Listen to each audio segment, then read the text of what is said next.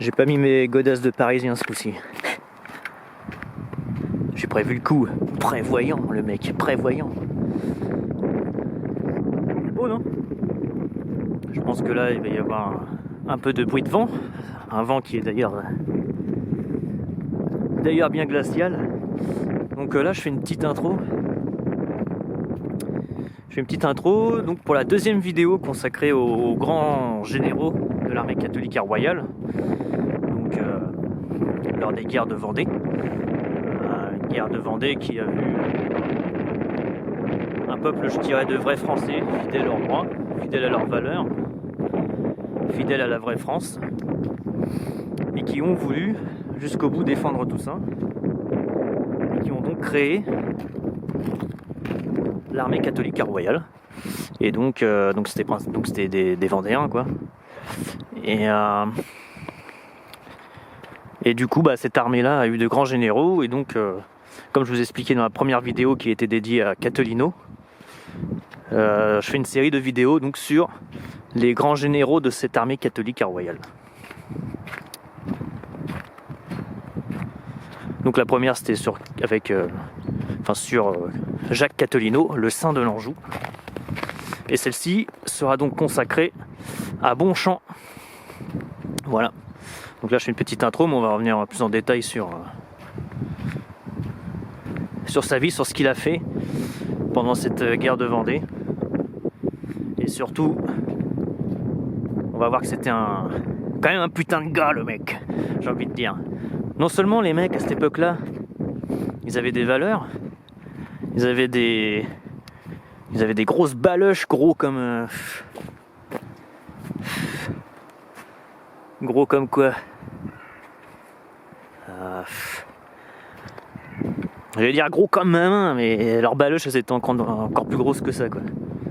Non seulement les mecs avaient des valeurs, ils avaient des principes, ils avaient de l'honneur, ils avaient des couilles, ils ont donné leur vie pour la vraie France. Et en plus de ça, lui en particulier, ça rejoint un peu ce que je viens de dire, ils avaient de l'honneur, mais ils avaient surtout un cœur chrétien absolument immense. Parce que certes, ils se sont battus, ils ont fait la guerre pour défendre les vraies choses. Mais le mec, et on va en parler dans la vidéo, il est connu pour le pardon de Bonchamp. Et en fait, le pardon de Bonchamp, c'est quoi? C'est que ce gars-là, il a gracié 5000 prisonniers républicains. Donc on va en parler, mais en gros, les Vendéens, ils avaient gagné une bataille. Ils avaient fait prisonnier 5000 républicains. Donc des Français qui étaient aux ordres, on va dire, de la République. Et qui étaient donc pour la Révolution. Et du coup, donc ils ont été faits. Donc il y a eu plus de 5000 prisonniers républicains faits prisonniers par les Vendéens de l'armée catholique et royale. Et en gros, Bonchamp, alors qu'il était mourant en plus, blessé mortellement dans cette même bataille, et il a décidé de gracier ces prisonniers. Donc qu'on les laisse la vie sauve et qu'on les libère. Si ça, les gars, messieurs, dames, si ça s'appelle pas non seulement avoir de l'honneur, avoir des couilles, mais aussi avoir une foi de ouf, je sais pas comment ça s'appelle. Alors qu'il était mourant, le mec, il aurait pu dire j'en ai rien à foutre, tuez-les, ces bâtards, ils m'ont blessé. Non, même pas. Un geste d'élan, je dirais de générosité, d'amour même, je dirais, que n'ont pas eu les républicains. Parce qu'on le verra tout de suite après dans la vidéo quand je vais en parler. Eux, les républicains, ils n'étaient pas adeptes du massacre, ils étaient pas adeptes du pardon, ils étaient plutôt adeptes du massacre, les mecs. Voilà, donc quand je vais revenir dans la voiture, là, je vais prendre un exemple sur un des massacres commis par les républicains lors de cette guerre de Vendée. Il y en a eu d'autres, dans l'épisode révolutionnaire, mais là, on va prendre un exemple parmi tant d'autres. Donc voilà. Donc là je finis ma petite balade. Allez, je retourne dans la caisse. Il faudra que je me trouve un coin où me poser. Et puis on va voir l'histoire de Bonchamp. Le pardon de Bonchamp. Allez, à tout de suite.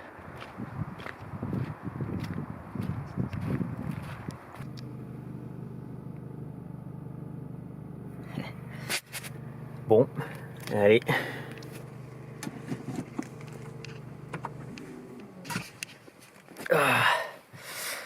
Alors du coup, bon, bah, j'en avais déjà parlé dans la première vidéo sur Catalino, mais je rappelle vite fait le contexte. Donc on est lors de la guerre de Vendée. Les Vendéens se sont, en gros, pour aller vite, soulevés, déjà parce qu'ils étaient contre la Révolution. On voyait bien de plus en plus que la Révolution puait de plus en plus du cul. Et ce qui a vraiment déclenché le mouvement, c'est la levée en masse de février 1793. Donc je parle de la levée en masse dans la première vidéo. Et donc c'est ce qui a poussé les Vendéens donc à s'engager plus durement, on va dire, contre la Révolution et donc contre les armées républicaines. Donc voilà, il faut savoir que quand on dit Vendée, c'est pas la Vendée géographique actuelle, c'est ce qu'on appelle la Vendée militaire. La Vendée militaire, donc là je vais vous mettre un schéma au montage, je pense, pour que vous voyez mieux, mais c'est une zone qui s'étend jusqu'en Loire inférieure, donc l'actuelle Loire Atlantique, et jusqu'au sud-ouest du Maine-et-Loire et au nord-ouest des Deux-Sèvres. Et donc en fait c'est les anciennes provinces de Poitou et d'Anjou.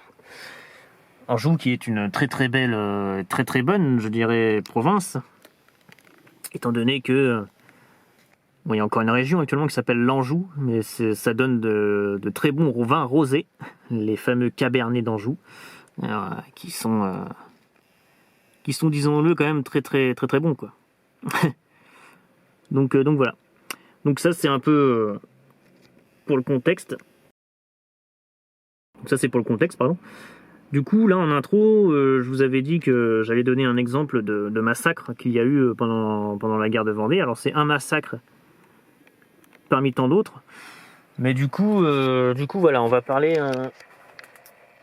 du massacre des Lucs sur Boulogne, qui est survenu le 28 février 1794.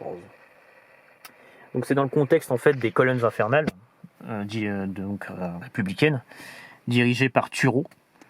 Donc ça c'est bien après Bonchamp. C'est en 1794. Et Bonchamp est mort en 93. Mais bref, pendant cette période-là, il y a eu la terreur en fait, commandée par Turreau. En fait, c'est la République qui a décidé une bonne fois pour toutes de mater la rébellion vendéenne en envoyant plein de soldats en fait raser la Vendée, purement et simplement la politique de la terre brûlée. Donc il y a eu beaucoup de massacres pendant cette période-là. D'ailleurs, Turreau, donc celui qui commandait ces fameuses colonnes infernales, c'est quand même un mec qui est considéré comme un héros français puisqu'il a son nom sur l'Arc de Triomphe. Donc voilà, le mec il a son nom sur l'Arc de Triomphe, mais c'est un... On va pas le dire parce que c'est public, donc on va pas faire d'accusation, mais c'est quand même quelqu'un qui a commandé donc les colonnes infernales. Je vous laisse donc vous renseigner sur les colonnes infernales pour en savoir plus. Et vous direz en commentaire si Turreau mérite d'avoir son nom ou pas sur l'Arc de Triomphe. Et donc du coup le massacre des Lucs sur Boulogne, donc là au montage je vais vous mettre une image d'un vitrail qui représente un peu tout ça, qui représente ce massacre. Donc en gros vous avez eu les colonnes infernales qui étaient en direction d'un village. Donc si j'ai bien compris l'histoire, donc c'était ce fameux village des Lucs sur Boulogne. Donc les colonnes infernales étaient en direction de ce village. Et sur le chemin, ils ont été embusqués et attaqués par les Vendéens. Donc ça a été une bataille commandée par Charette. Donc lui, il aura le droit aussi à sa vidéo. Donc François Athanase Charette de la Contrie, un nom noble pour quelqu'un de noble. Donc lui, il a commandé l'assaut face à cette colonne infernale qui se dirigeait vers les Lucs de Boulogne. Et donc les Vendéens ont battu en gros la colonne infernale à ce moment-là. Sauf que à ce moment-là, Charette ne pouvait pas continuer le combat. Alors je ne me suis pas trop renseigné pourquoi, il faudrait voir un peu plus. Parce qu'il devait mener une guerre de guérilla. Et donc il s'est retiré juste après cette victoire. Et du coup, ça a peut-être été une mauvaise décision parce que du coup, les républicains, les soldats républicains, en représailles, ils ont décidé de continuer d'aller là où ils voulaient aller, donc en passant donc par les Lucs de Boulogne, et ils se sont dit, du coup, en représailles, on va massacrer tout le village. Donc au début, les réfugiés commencent à se planquer, etc. Et là, vous avez la colonne infernale qui arrive devant l'église du Petit Luc. Parce qu'en fait, le village était divisé en 2 paroisses, le Grand Luc, je crois, et le Petit. Ils arrivent devant l'église du Petit Luc. Et là, vous avez donc le curé. Le curé du village, donc l'abbé Voineau, V-O-Y-N-E-A-U, l'abbé Voineau, qui vient à leur rencontre. Et en fait, les républicains, ils ont tout simplement décidé de le capturer, de le torturer et de l'éventrer. Donc ils ont éventré le curé du village, pour commencer. Donc ensuite, ils ont commencé à tirer sur la foule, mais il fallait économiser les munitions. Alors ils se sont dit, on va massacrer les habitants à la baïonnette directement.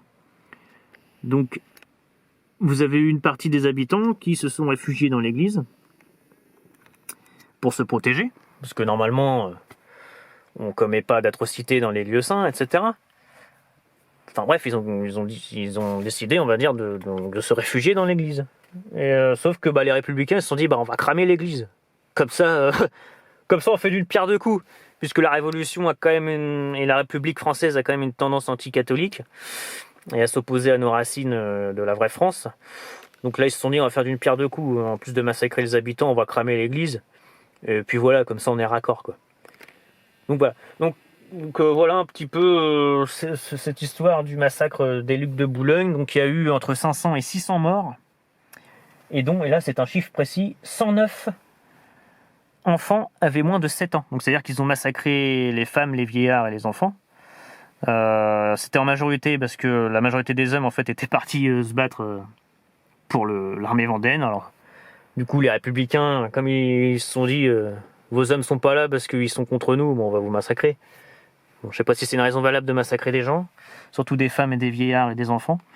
Mais en tout cas, parmi les personnes qui ont été massacrées ce jour-là, je crois qu'il y a la date précise en plus, attendez. C'était le 28 février 1794. Donc voilà, donc parmi ceux-là, il y a eu 109 enfants de moins de 7 ans.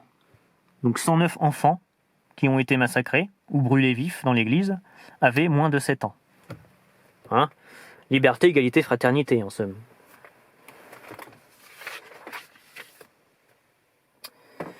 Donc voilà, donc il y a eu évidemment d'autres joyeusetés dans les guerres de Vendée. Et pendant la Révolution, pas que dans les guerres de Vendée. Les noyades de Nantes, diverses fusillades, des décapitations, les emprisonnements et les massacres des prêtres réfractaires, les massacres de septembre aussi à Paris, etc. Il y en a eu plein, renseignez-vous bien.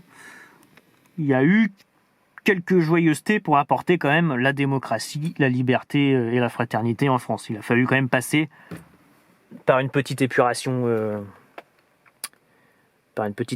quoi. Et donc, on en vient à Bonchamp avec son fameux pardon. Donc, on va parler rapidement de sa vie, des batailles notables, et puis on va parler de cette fameuse histoire du pardon de Bonchamp. Donc au montage, je vais vous mettre l'extrait le site là, que j'utilise. Donc c'est toujours celui de la première vidéo sur Cataluno, jean-marie-borghino.fr, parce que je trouve que les résumés sont concis et clairs. Donc je vous mets ça au montage. Donc c'est parti. Naissance. Charles Melchior Artus de Bonchamp est un général des armées vendéennes, né le 10 mai 1760 au château du Crucifix, près de Châteauneuf-sur-Sarthe. Il meurt au combat le 18 octobre 1793, au hameau de la Mailleraie, près de Varades, en Loire-Atlantique. Il est passé à la postérité pour son célèbre pardon de Bonchamp, à Saint-Florent-le-Vieil. Alors qu'il agonise, il accorde la vie sauve à 5000 prisonniers républicains qui devaient être exécutés. Famille. Il est le canard qui passe. Je ne sais pas si vous avez entendu. Il est le fils de Louis de Bonchamp et de Marguerite Eulalie de Hellost de Vallière. Le mariage, Charles de Bonchamp épouse le 10 février 1789 à Angers Marguerite de Sepot. De cette union naîtra une fille, Zoé de Bonchamp. Il avait déjà le prénom Zoé à l'époque. Sa jeunesse. Il la passe à la Baronnière près de Saint-Florent-le-Vieil, Maine-et-Loire. Issu d'une famille modeste mais noble, il s'engage à l'âge de 16 ans comme cadet noble dans le régiment d'Aquitaine. Ouais, d'ailleurs, le régiment d'Aquitaine, il n'en parle pas le site là, mais Charles de Bonchamp, il a fait la guerre d'indépendance aux États-Unis, où il s'est apparemment illustré. Donc il s'est illustré dans le régiment d'Aquitaine lors de la guerre d'indépendance des États-Unis d'Amérique. Donc voilà, donc on continue. Donc à 22 ans, on retrouve Charles en Inde, aux côtés de Bailly de Suffren, où il sert 1 an et combat contre les Anglais. Donc en plus de la guerre d'indépendance aux US. Dès l'âge de 27 ans, il est promu capitaine de grenadiers. Après cette excellente formation, il retourne en France et tient garnison à Mézières. Rejetant les idées révolutionnaires, Charles refuse de prêter serment de fidélité à la République qu'exige l'Assemblée constituante, et il quitte l'armée. Donc déjà le mec là, il commençait à vaciller le type. Il n'a pas prêté serment à la République. Lui déjà, ils ont dû le cataloguer le mec. Avec sa jeune épouse, il vient s'installer dans les Mauges. Le couple se retire dans son château de la Baronnière sur la paroisse de Chapelle-Saint-Florent, au sud du Marillet, proche de Saint-Florent-le-Vieil. Saint-Florent-le-Vieil, c'est l'endroit où est né Catelino aussi. Il y mène une existence sérieuse et retirée.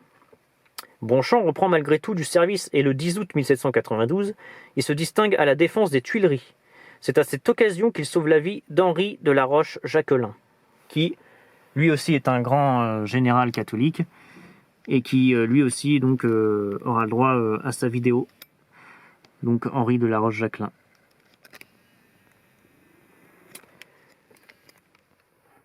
Le 12 mars 1793, les émeutes éclatent à Saint-Florent-le-Vieil. C'est là, dans sa retraite, que des paysans viennent chercher Charles, le 19 mars 1793. Ils le choisissent tout naturellement pour mener l'insurrection vendéenne. Bonchamp est perplexe, il ne croit pas aux chances de cette insurrection.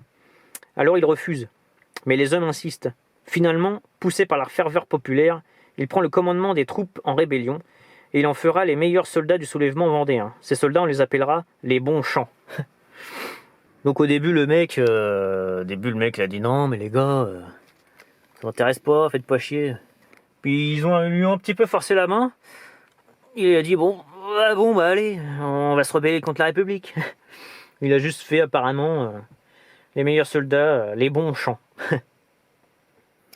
Donc après bon il y a des batailles, je vais pas les énumérer. Il a fait donc la bataille de Vezin. Il était avec Maurice Gigoste d'Elbé, qui lui aussi aura sa vidéo. Donc la bataille de Vezin, donc qu'ils ont gagné. Donc avec Elbé, il avait aussi Catelino avec lui et La Roche-Jacquelin. Face aux troupes républicaines de François Légonnier. Ensuite, il a fait la bataille de Beaupréau, où il a gagné, donc face au général républicain Marie-Gaspard Gauvilliers. Gros fait, grosse bataille, la prise de Thouars, qui était une grosse plateforme républicaine. Donc ça c'était vraiment une grande victoire ça des Vendéens, donc avec Catelino encore, Bonchamp, Henri de la Roche-Jacquelin et Louis de Lescure, qui lui aussi aura sa vidéo. Donc on a déjà fait la vidéo sur Catelino, là on fait celle sur Bonchamp, donc on fera celle sur Roche-Jacquelin, et on fera celle aussi sur Louis de Lescure. La ville était défendue par l'armée des Bleus, c'est-à-dire les Républicains, de Pierre Quétineau. Les villes de Bressuire et de Parthenay sont investies par les Vendéens également. Donc voilà, donc, bataille de Thouars, je rentre pas dans les détails, mais voilà. Ensuite, la deuxième bataille de Fontenay-le-Comte, victoire des Vendéens. En juin, le 12, Jacques Catelino est élu premier généralissime, donc ça on en a parlé dans la première vidéo. Le 29 juin, bataille de Nantes, grosse défaite des royalistes. C'est cette bataille de Nantes, donc comme on a vu dans la première vidéo, que Catelino est blessé et qu'il en mourra. D'ailleurs, il est mort le 14 juillet 1793, c'est dommage. Et donc en fait, cette défaite des Vendéens, ça a été un tournant en fait. C'était une grosse défaite, la bataille de Nantes. Et donc ensuite, en juin, juillet, août, septembre, il y a eu énormément d'autres batailles. Si vous allez voir sur le site, il a quand même participé à pas mal de batailles, notre cher Bonchamp. Et donc là, celle qui nous intéresse, pour poursuivre la vidéo, c'est la deuxième bataille de Cholet. Donc le 17 octobre, pardon. Donc le 17 octobre, deuxième bataille de Cholet. Déroute des Blancs de l'armée catholique royale commandée par les généraux Delbé, Bonchamp, La Roche-Jacquelin, Stofflet, Royan, Bernard de Marigny, François-Jean Hervé Liraud et Pierron de la Varenne. Face à l'armée républicaine placée sous les ordres des généraux Jean Léchelle, Jean-Baptiste Kléber, Marceau Desgraviers, Michel de Beaupuy, Nicolas Axot, Louis-Antoine Vimeux, Marc Scherbe, Antoine Barre, Alexis Chalbaud, François Muller et François-Joseph Westermann.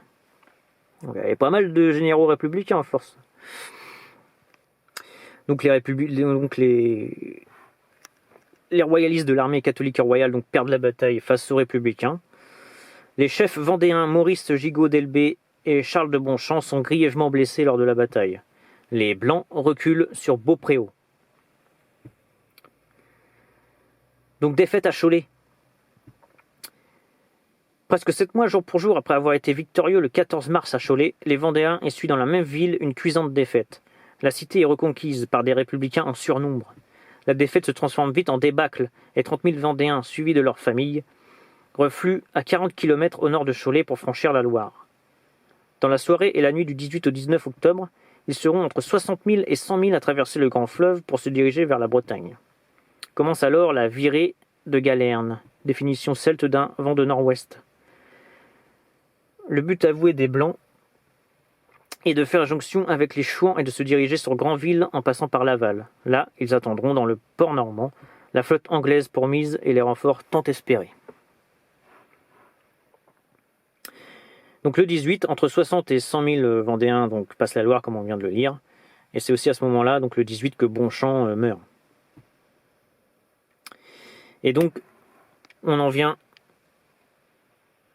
comme vous pouvez le lire, donc à sa mort et au fameux pardon de Bonchamp, dont on va lire tout de suite quel est ce fameux pardon de Bonchamp dont je parle tant depuis le début de cette vidéo, et qui fait la renommée et l'honneur et l'histoire de Bonchamp, en plus de ses batailles évidemment et de son engagement. Donc le pardon de Bonchamp. Dans ses mémoires, Madame de Bonchamp raconte ainsi les derniers moments de son mari. Monsieur de Bonchamp, après sa blessure, a été transporté à Saint-Florent, où se trouvent 5000 prisonniers renfermés dans l'église. Elle devait être grande l'église quand même. La religion avait jusqu'alors préservé les Vendéens de représailles sanguinaires, mais lorsqu'on leur annonça que mon infortuné mari était blessé mortellement, leur fureur égala leur désespoir. Ils jugèrent la mort des prisonniers. Monsieur de Bonchamp avait été porté chez Monsieur Duval, dans le bas de la ville. Tous les officiers de son armée se rangèrent à genoux autour du matelas sur lequel il était étendu, attendant avec anxiété la décision du chirurgien. Mais la blessure ne laissait aucune espérance. Monsieur de Bonchamp le reconnut à la sombre tristesse qui régnait sur toutes les figures. Il chercha à calmer la douleur de ses officiers, demanda avec instance que ses derniers ordres fussent exécutés, et aussitôt il prescrivit que l'on donnât la vie aux prisonniers. Puis, se tournant vers Dautichamp, il ajouta « Mon ami, c'est sûrement le dernier ordre que je vous donnerai. Laissez-moi l'assurance qu'il sera exécuté. » En effet, cet ordre, donné sur son lit de mort, produisit tout l'effet que l'on devait en attendre. À peine fut-il connu des soldats que toutes les parts, ils s'écrièrent « Grâce, grâce, Bonchamp l'ordonne !» Et les prisonniers furent sauvés. Donc bah voilà. J'espère donc que cette vidéo J'espère que cette petite vidéo sur Bonchamp vous a plu. Je vais continuer ma petite série donc sur les grands généraux de l'armée catholique et royale. Donc bon, je sais pas encore qui sera le prochain, mais bon, peut-être La Roche-Jacquelin, tiens, je sais pas, on verra. En tout cas, voilà, donc bon, bah, j'espère que cette petite vidéo vous a plu. N'hésitez pas pour nous soutenir à bien commenter, à donner votre avis sur tout ça, à partager, à liker. Et si vous voulez, bah, vous pouvez aussi faire des dons. Donc voilà, si vous souhaitez, vous pouvez faire des dons afin de nous soutenir, surtout Jérémy qui fait la grande partie des recherches. Donc voilà. Donc bah voilà. Bon allez, je vous tiens pas plus. Soyez bénis, je vous dis à bientôt. Allez. Salut. Attendez, je vous salue mieux parce qu'il fallait que je tourne le volant quand même. Allez, salut. Soyez bénis.